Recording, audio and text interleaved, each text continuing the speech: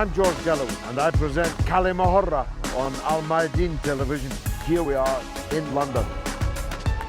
I speak my words freely, either in Parliament, on television, here on the streets of London. Kalima Horra means free word. That's what I speak. So Kalima Horra is a two-way conversation. Check it out on Mayadeen television. Welcome to Kalima Horra with me, George Galloway, on Mayadeen television, coming to you from London, but discussing Iran and the EU and whether the EU can somehow broker peace in the Persian Gulf, at least an end to unending sanctions against the Islamic Republic of Iran. Iran hasn't invaded any other country in more than 200 years. I wouldn't like to count the number of countries that Britain and the United States has invaded in those 2 centuries and more. Yet, very recently, the Secretary of State of the United States of America, Mike Pompeo, said that these sanctions, this pressure on Iran, will continue until Iran behaves like a normal country. Perhaps they think it is normal to go around invading, attacking, occupying other people's countries. Iran is not just under the worst regime of sanctions in modern times, even worse than the sanctions against Iraq that preceded the 2003 invasion of Iraq. People are dying because of those sanctions, and Iran is being increasingly inhibited, partially prohibited from its lifeblood, from exporting its oil production. Now, the sanctions on Iran are one thing, but the country is now surrounded by hostile military bases and its waterways patrolled by increasingly heavily armed naval forces from hostile countries. That may include even Israel itself.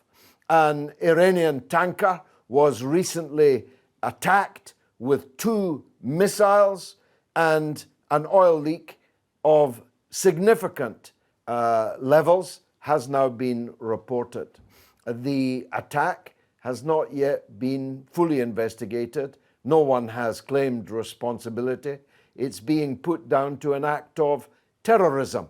But I'm not sure, actually, what terrorist organization has the ability to fire 2 missiles 60 miles off the coast of Jeddah and severely damage a very large oil tanker.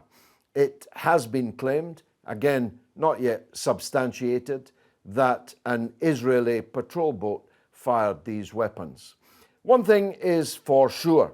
In the tinderbox that is the Persian Gulf, the situation now is that malign actors, even excluding state actors in the immediate region, even excluding Saudi Arabia, with the armed camps primed and ready to go, malign actors who are not necessarily state actors directly, have the ability to set the whole region on fire. And on fire, of course, it would be, because Iran will respond fully to any military attack against her, and with some effect, and probably quite far afield also. Now, the European Union, particularly France, particularly President Macron, are very keen to avoid such a conflagration.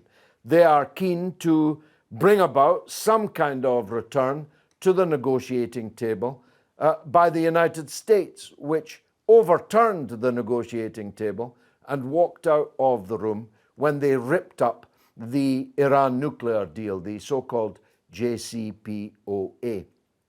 It's important to remind people of that, particularly in the West, because events move so quickly, news passes across our screens so quickly these days, that it's easy to forget that there was an Iran nuclear deal that was working perfectly, at least according to the other signatories to it, other than the United States, and according to the Atomic Energy Agency, which has the job of policing such deals.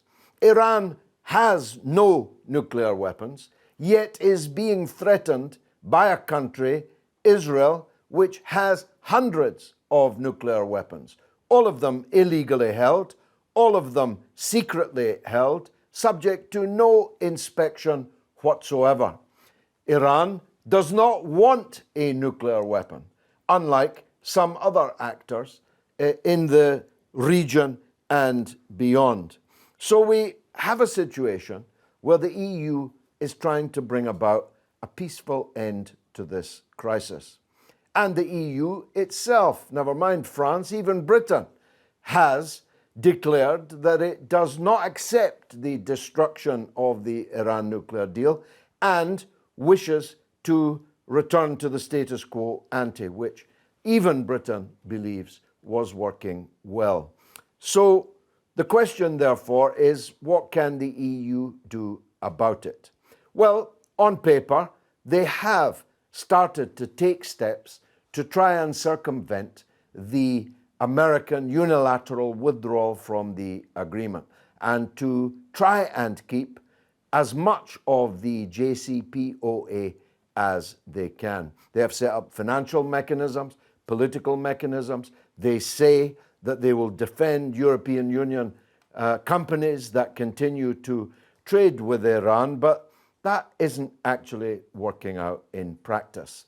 Not least because the United States, on the basis of the precedent it set a very long time ago on Cuba, believes that it has extraterritorial rights to apply sanctions against anybody. So it's boiled down, if you trade with Iran, you won't be trading with us. And moreover, you may actually face very severe financial penalties in the US courts.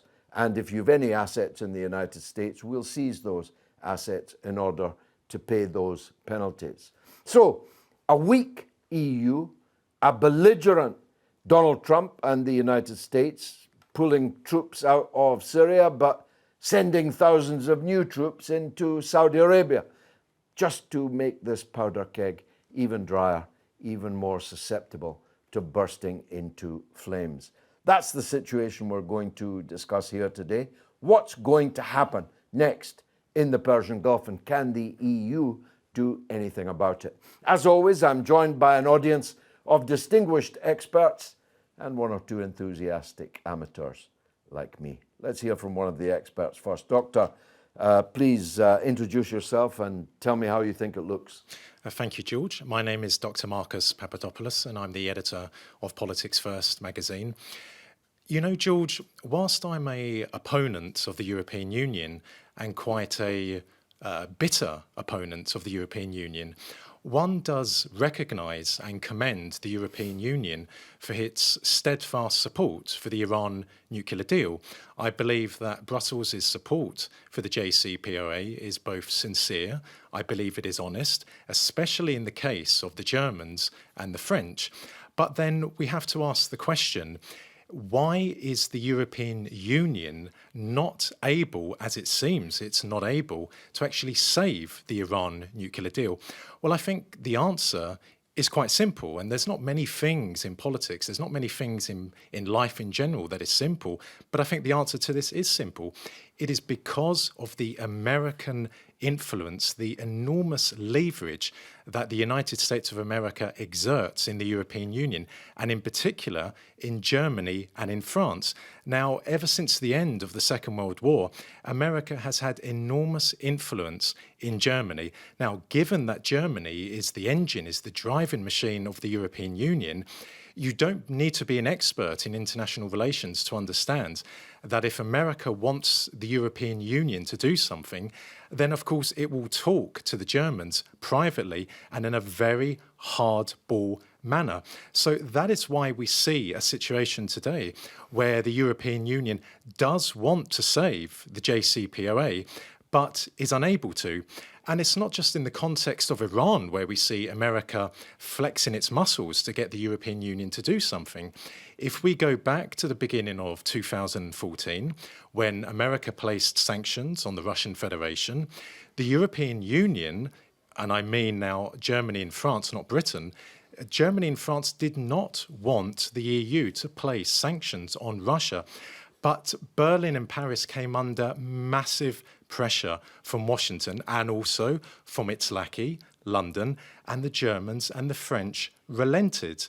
And we are seeing a similar situation today where the European Union believes that the Iran nuclear deal is good for peace, it's good for stability, it enables German companies and French companies to trade with Iran, to invest in Iran. However, they are being told by Washington in no uncertain terms this: you, the European Union, has a choice.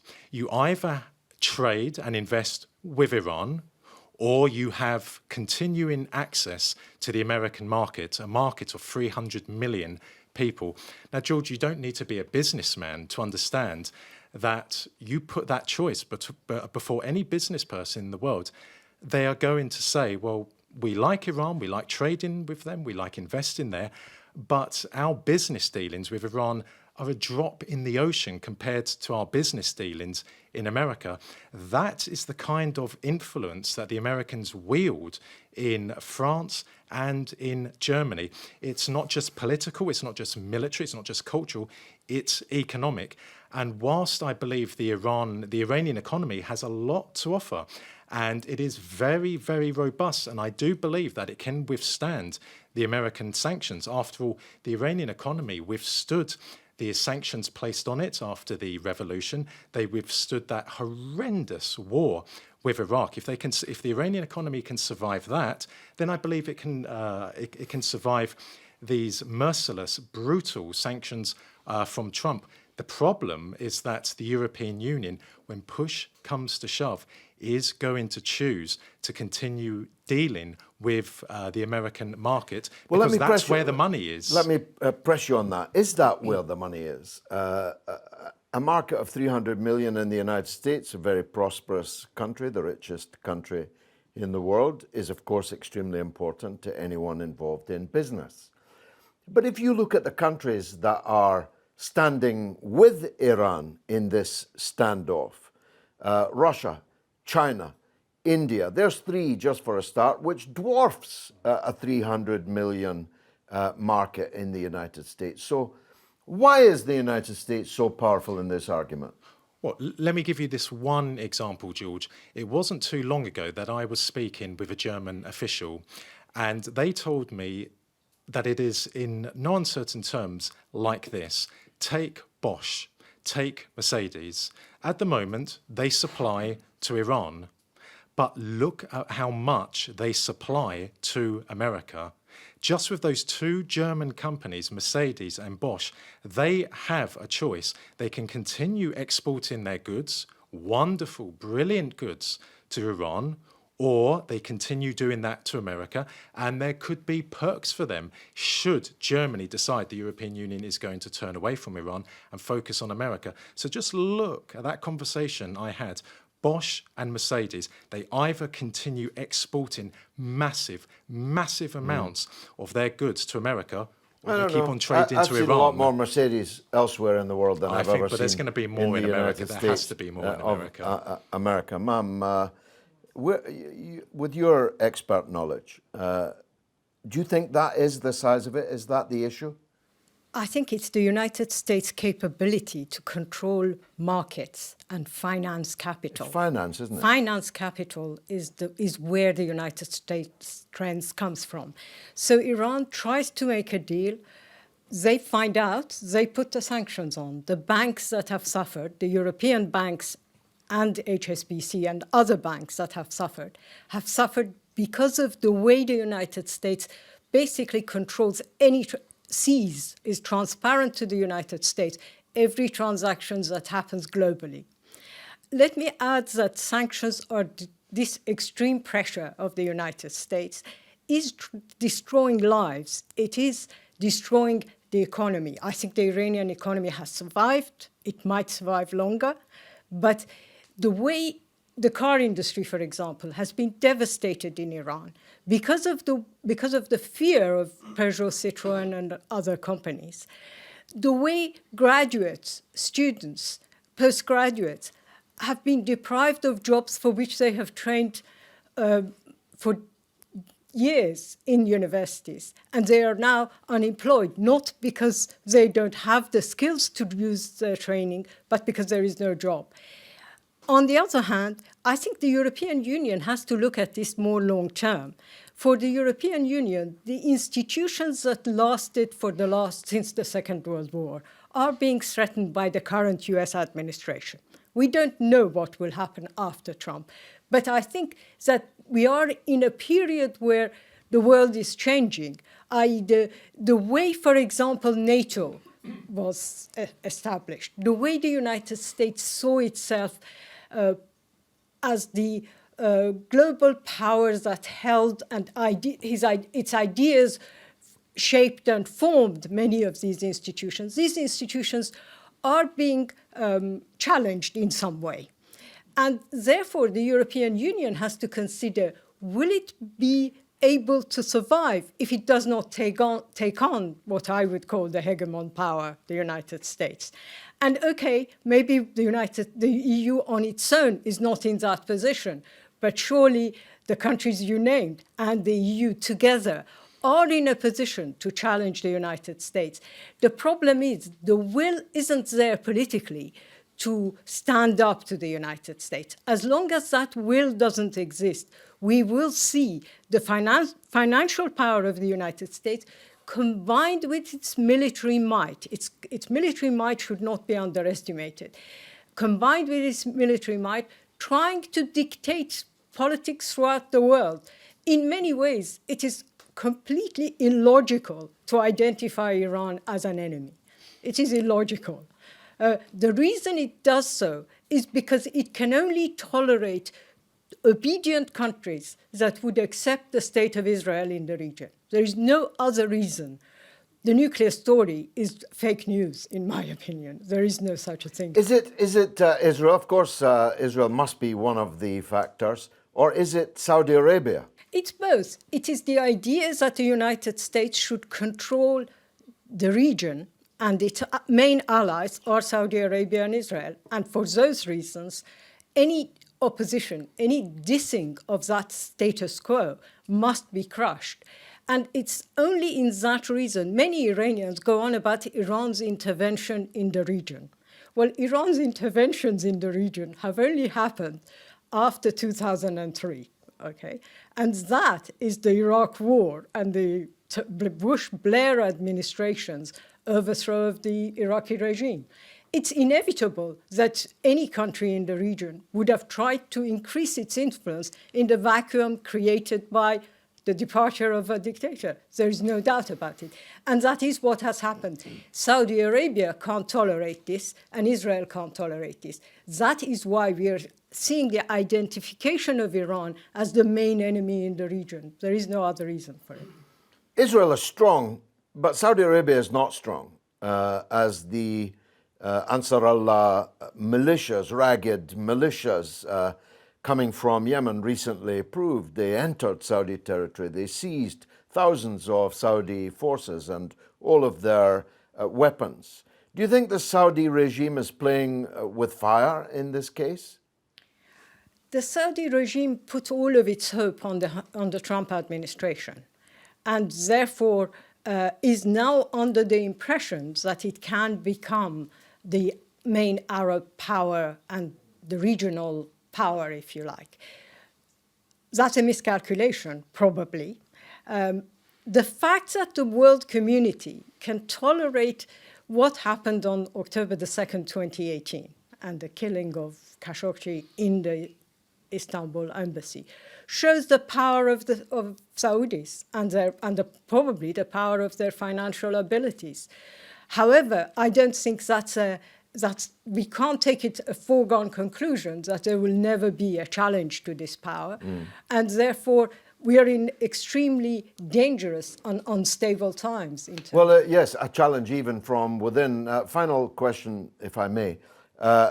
Recently, drones, quite low-tech weapons, were either flown, if you believe the Yemeni resistance, from Yemen or from sympathizers with Yemen in Iraq, or even, if you believe the United States and Saudi Arabia, from Iran. And they absolutely caused devastation in the Saudi oil industry, sent a shockwave across the world, drove up the price of oil by several percent just with one strike.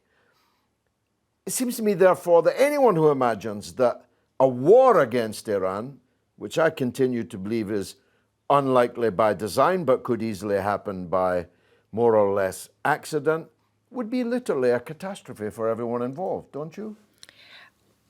It would be a very long war, and I think most Iranians would fight for it to the end of their lives, and that will make it a very bloody war.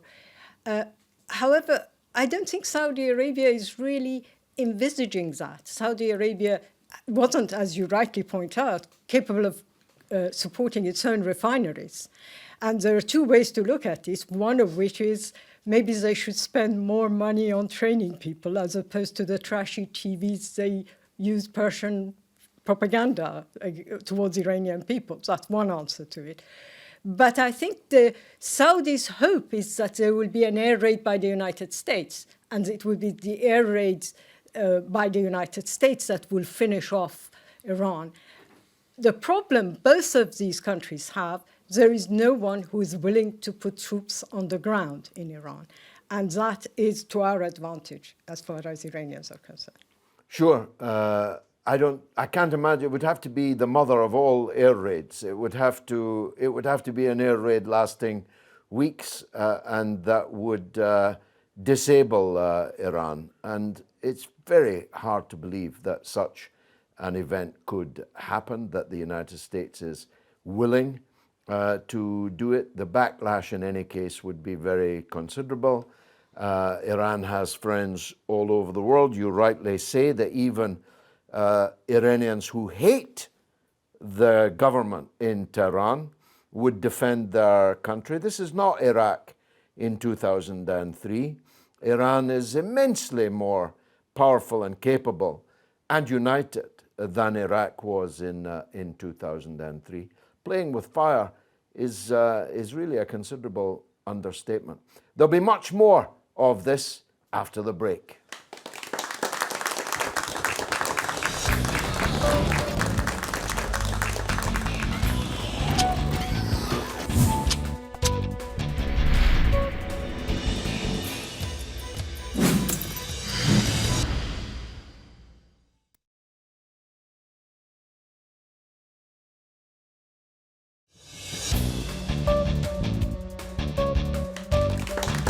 You're watching Kalima Horra with me, George Galloway, on Mayadeen television, talking about Iran and the European Union and whether the European Union is strong enough to do anything about the course set, perhaps for war, by Washington. We took the Kalima Horra camera onto the streets of London to see what the people thought. Let's take a look.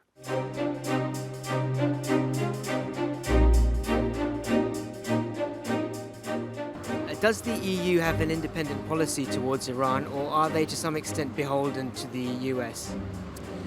Well, personally, I don't think they have an independent policy, and I think we as English people and Europeans, we should not be starving people to death and punishing people just because somebody in America disagrees, especially Mr. Trump. As you know, the US always be the big brother in the world, and then everyone has to follow it, but I do believe that EU does have that autonomy of being independent and able to make their own decision.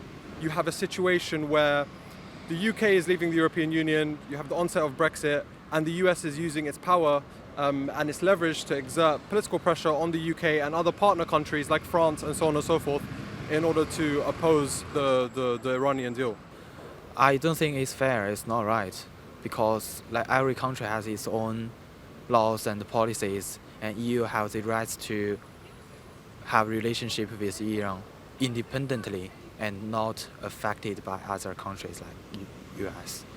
I would hope that it has an independent policy. Politics and globalism being what it is, I imagine, unfortunately, that probably the U.S.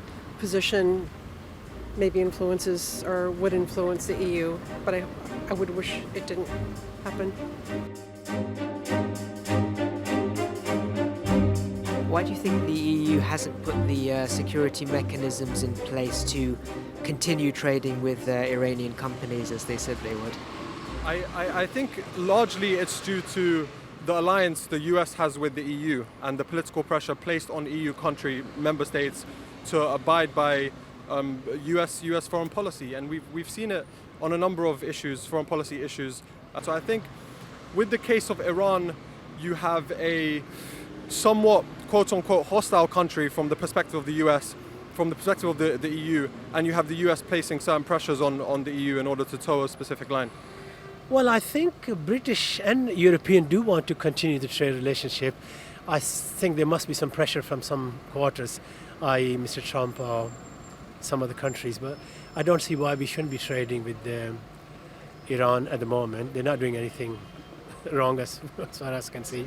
I think the EU at this moment spends its most resources focusing on Brexit and it's sort of most of and lost focus on other aspects of the EU.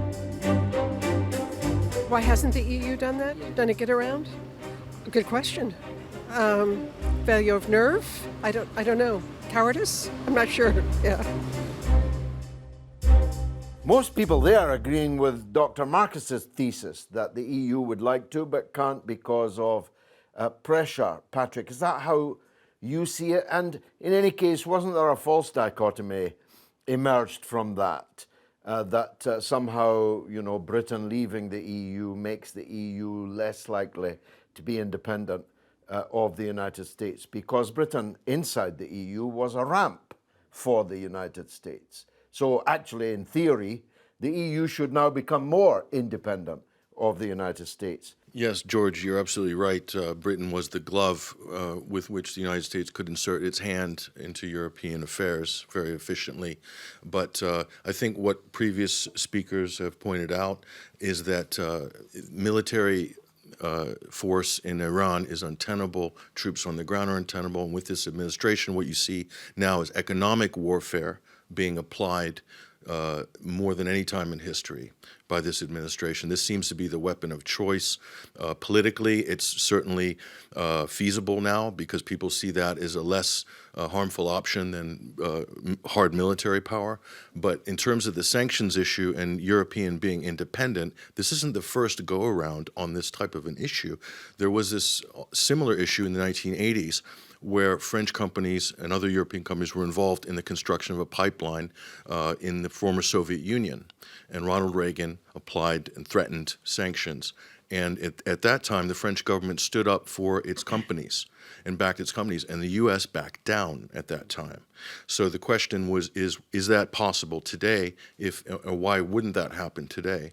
And I think the European Union has congealed in such a way that there's more of a uniformity of political thought, more Brussels-centric, that the conditions are no longer there where in a country within the EU, like a France, and we mourn the loss of a great French Republican. Yes, I mean, the France of Chirac, for example, would have been much more likely to stand up to the United States. It seems to me Gaullism has died as a French nationalism has died as a political force. It has. So maybe that's not possible now. It takes one country within the EU to stand up and challenge politically. But with all the fragile economies on both sides of the Atlantic, economics is very much a zero-sum game these days, and no one wants to risk any sort of fallout, potentially from, or short-term fallout from a sanctioned standoff.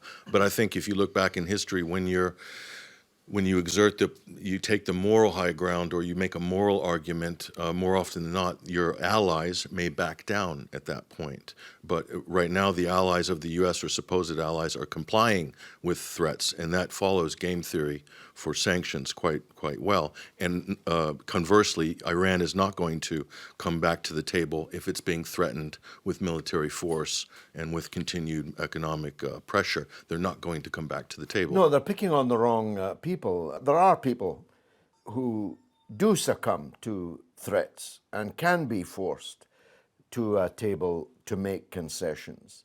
But it seems to me the Iranian people are not quite like that, and the Iranian government, state, is not quite like that. That they would rather die on their feet than live on their knees. Would you agree with that analysis? If you listen to prominent Iranian commentators right now, like Dr. Mohammed Randi and others, that's exactly what they're saying. They're ready for that type of a war, should it come. If the U.S. or Israel or its allies want to bring that level of confrontation, Iran is absolutely ready to go right till the end, and they've made that clear. So, and I think Washington has read those signals. Yes, I think that's why war itself is probably off the table unless someone else actually sets the fire going. But let me ask you this not just because you're an American, but you have followed all of these crises very closely and reported them well. Is this just the crazy Trump approach to negotiations?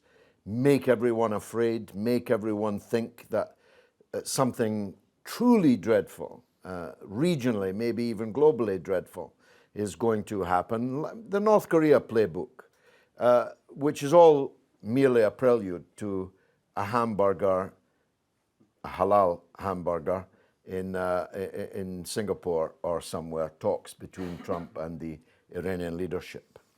Yeah, I think absolutely this is the style of diplomacy or lack thereof of this administration. But I thought also, by the same token, if you look at subsequent U.S. administrations, there's an incredible continuity of policy that goes from Republican to Democrat to Republican. And right now the U.S. is definitely in a transition phase. In the Middle East as well, they've recently closed a major base, not closed, but ramped down a Qatari Air Force base, whereby they won't be because they thought it would be too vulnerable to Iranian counterattack. Exactly. So they're using part of the U.S. to run those operations on a rotating basis every 12 hours. That plus pulling troops out of Syria, whether they're going to pull them out or not is another question. But the U.S. The political will in the U.S., I believe, is extinguished for the moment for any new overseas war adventures. And that's a political reality. That's a post-Iraq reality. So what do you get in return? A lot of bluster, a lot of art of the deal, a lot of threats, a lot of economic warfare. But the U.S. would be probably looking to pull some of its assets offshore, back onshore, as it were.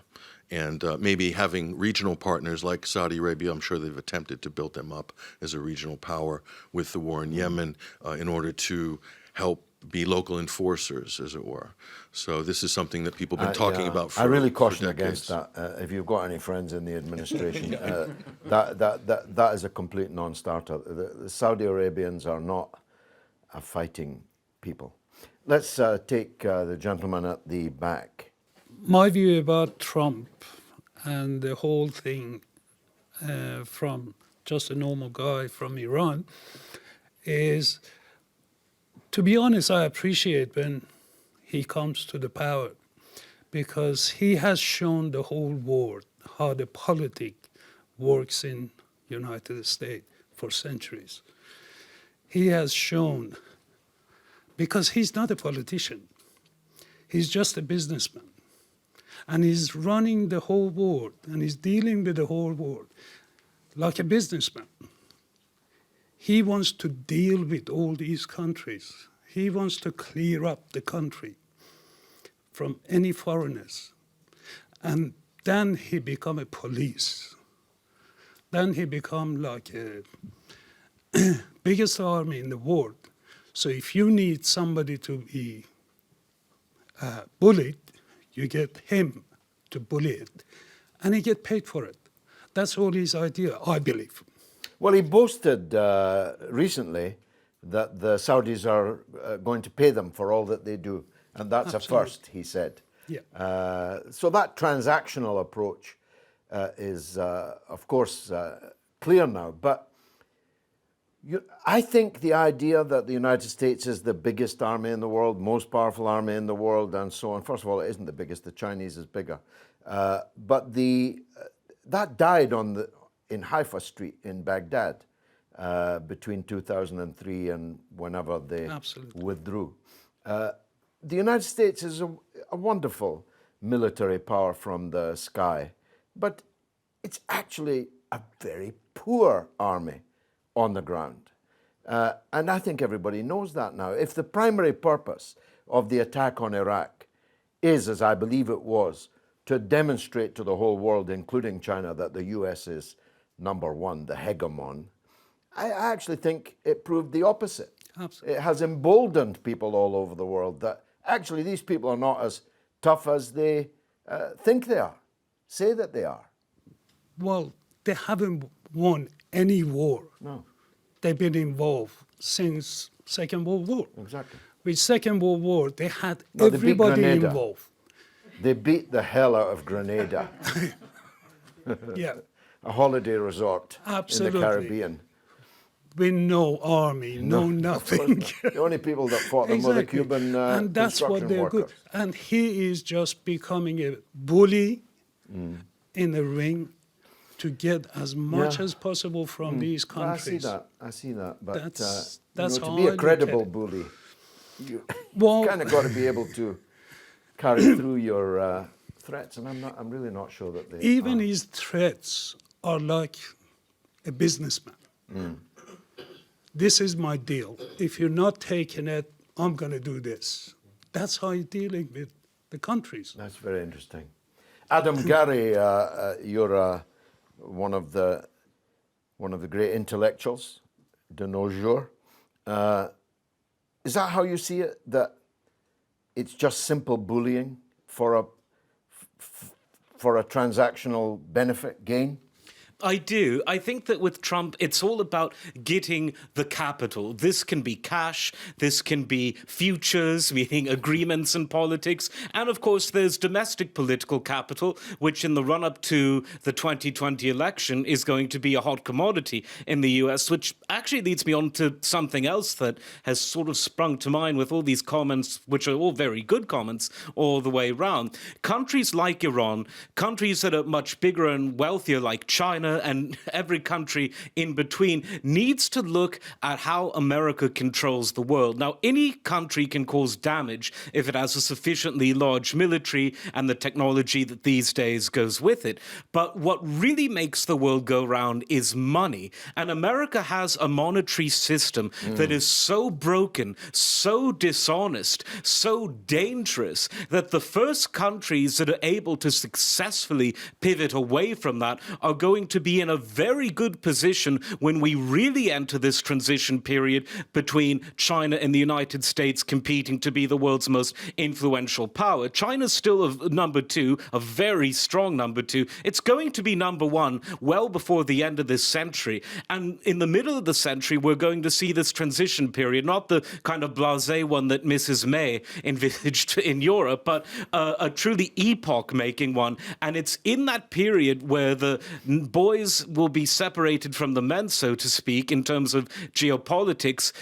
That separation is going to derive from monetary policy. My own view is that people should look to a source of money that can neither be created nor destroyed by governments and regimes. Traditionally, throughout all of human history up till the 20th century, that's been silver or gold.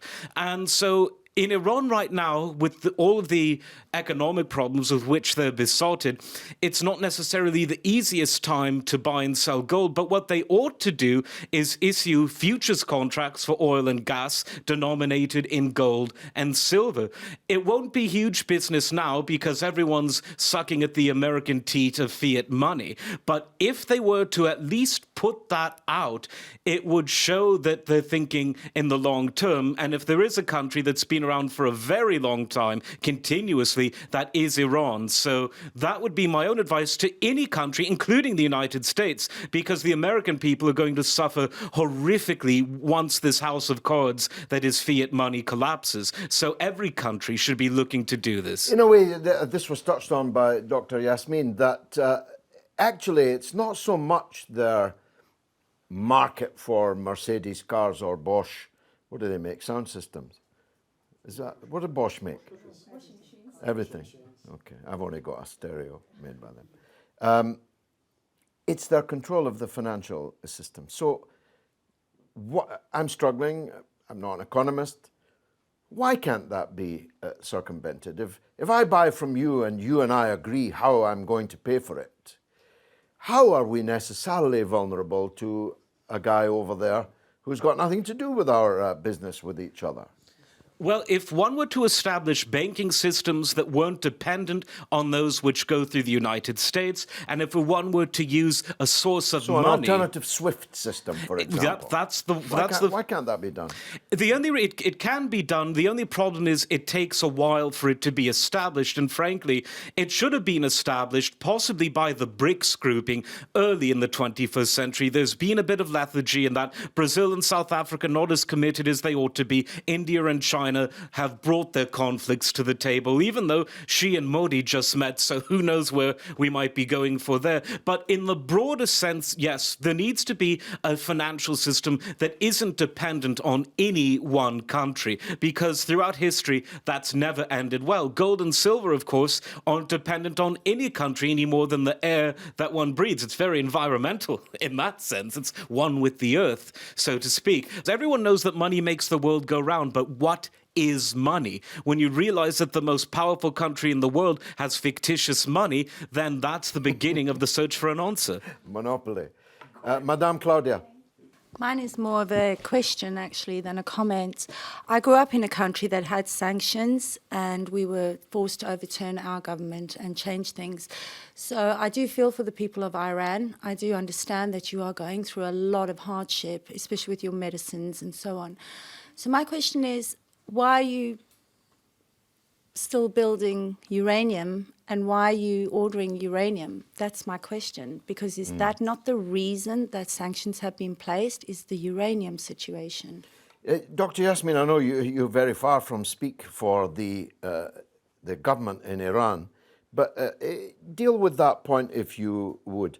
Why is an oil-rich, because many people think this, why is an oil-rich country building nuclear power potential in the first place? The argument put forward is that in the long term, you could use nuclear power for internal consumption and sell your oil, or you could keep nuclear industries, and if you like, your gas and oil will bring you income to the country. I don't see Iran as building a nuclear bomb. Okay, it can go up to the level near enough for it, but it hasn't done so.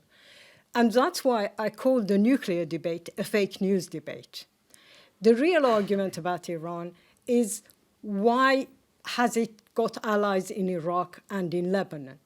Well, it didn't choose to have those allies, right? What the Iraqi government, that was a secular Sunni state, was destroyed by the United States. You are right, they haven't won the war yet, but they changed the regime. So Iran has allies in Iraq. Iran has historically allies in Lebanon. So it's not really, I can't see Iran intervening or moving deliberately. Then Saudi Arabia finances a Sunni jihadi group like ISIS, and they threaten to come to Tehran. Wouldn't you stop them before they came to Tehran? I mean, it's not intervention in the way of going to war for the sake of a war. And I'm not a supporter of the Islamic Republic, but I can see facts when they are facts. Yeah, I knew that you would, and I'm grateful to you for that. Let me pose a more difficult question for you. Why shouldn't Iran have nuclear weapons? If Israel has hundreds of nuclear weapons, why can't Iran have one? I'm against nuclear weapons altogether. Yes, of course. So I can't say that. But I think for Iran, as far as I can hear, and I think yesterday's comments by the Supreme Leader Friday's comments were very clear, Iran doesn't think that it's Islamic to have nuclear weapons. No, they said so, that they are theologically in terms of opposed to rational nuclear thought, weapons. The problem is that, in my own view, the only reason I would say is that it is a very dangerous setup to have nuclear weapons. And proliferation is not going well. And therefore, every country, in a way, should disarm of nuclear weapons. Yes, well, I'm asking as a citizen of a country that argues that its possession of nuclear weapons is a guarantor of peace.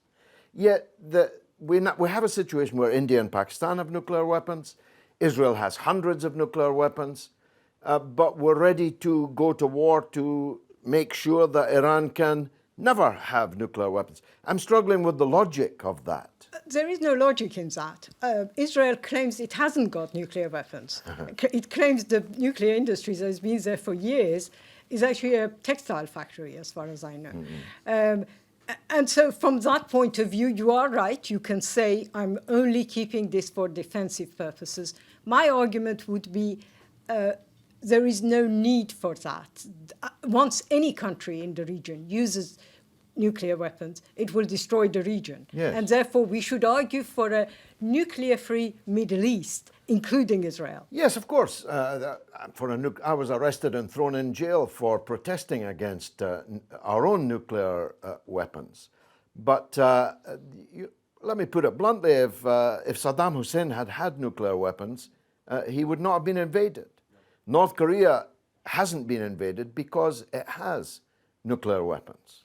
You can get up to the level of nuclear capability, military capability, without having the bomb. Yeah, quite so. I saw a hand. Yes, the gentleman, Winston. Just a thought that one has from discussing Iran and its uranium. In about 1950, Iran started to get the idea of building a reactor for peaceful purposes. The US tried very hard to sell them. And Westinghouse. They did have the capability then for having a reactor. That was under the Shah. The question would be, as mentioned, that Iran has large oil reserves. Oil is cheap. They have large gas reserves. Gas is even cheaper for them. Having the ability to create nuclear energy is pretty much a waste of money for their government and for their people, because their people have to pay money to have the investment done for this. They lose money that could be spent on other things.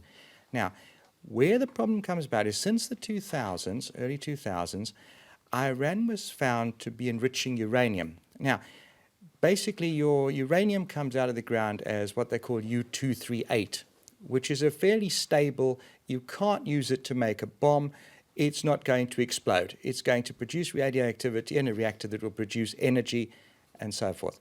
Now, enriching uranium is basically causing that uranium-238 to change into uranium-235.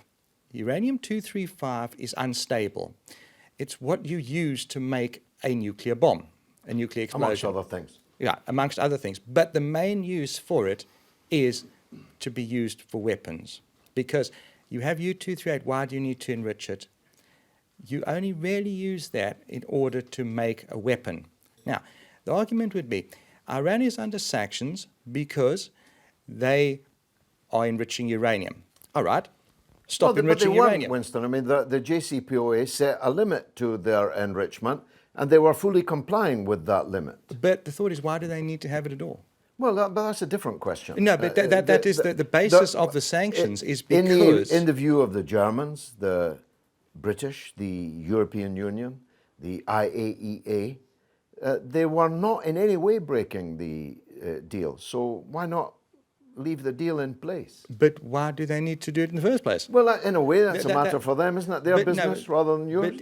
But the thought is then, if you are doing something and you could potentially be a threat to other countries by doing that, they have the right to say, stop it. Yeah, but they're not. It's only the United States and Israel and Saudi Arabia that are saying that. Yeah, because the EU can't actually make up its mind on anything like that. No, that's quite wrong. Every other party to the JCPOA wanted it to continue and declared that it was working perfectly. The word, in fact, of the IAEA was impeccable. That was their word. Iran has impeccably observed its obligations under the JCPOA. And therefore, to upset the apple cart must have another reason. I agree with Dr. Yasmin that actually it's fake news. It's not about that. It's about Iran's growing influence in the Arab world. Well, look, we've run out of time. I want to give the last word to Dr. Marcus. I want to hear from him how he thinks this is all going to end. Well, can I just very, very quickly, George, say that the reason why the Americans are in charge of the global financial network is really down to this. Whether we like it or not, America appeals to a great many people in the world. Across the world, okay? American. I must move in different Well, think about it, George. American culture. How many people here, even if you oppose American foreign policy, how many people here will watch American films, will eat McDonald's, will drink Coca-Cola? The American economic model, the American way of life is extremely popular across the world. The Americans have achieved something, and even though I'm a bitter opponent of the Americans, they have detected something in human nature and they have exploited that. Now, in regard to the European Union and Iran, I regret to say this, George, that when push comes to shove, companies in Germany, companies in France are going to say to their respective governments, we cannot jeopardize our access to the American market. And with that, I can only say the old saying, money talks.